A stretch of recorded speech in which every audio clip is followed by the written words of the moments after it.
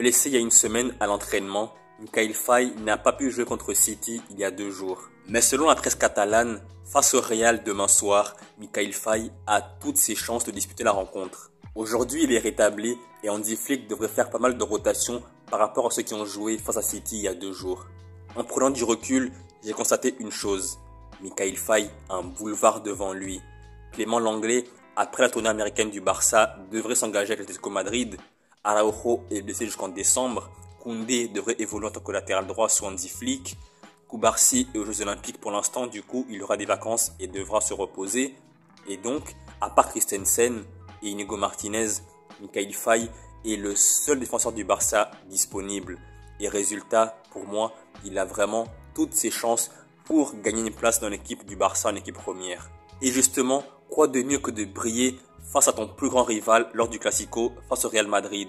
Il pourra montrer au monde entier qu'il est rapide, qu'il est puissant, qu'il est technique, qu'il a un gros potentiel pour s'imposer durablement au FC Barcelone en défense avec Koubarsi.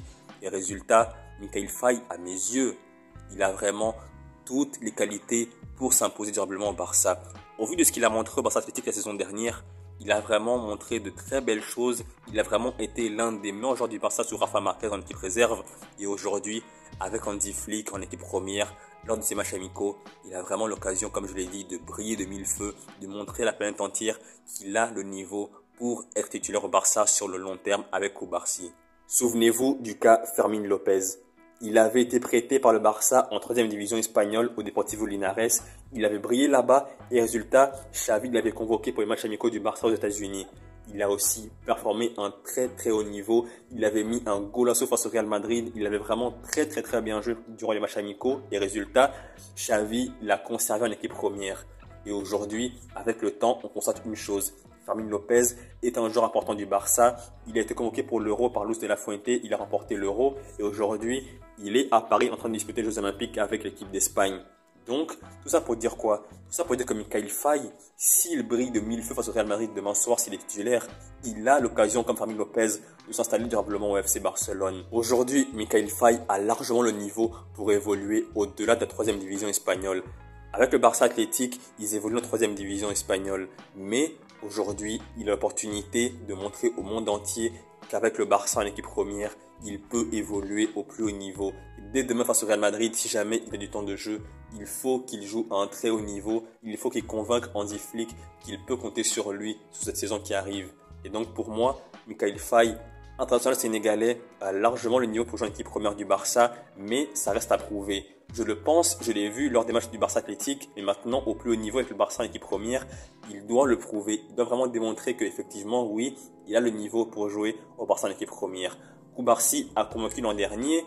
Aujourd'hui, on sait que Araujo est blessé. Christensen a souvent tendance à se blesser comme Inigo Martinez et Koundé doit jouer latéral droit normalement.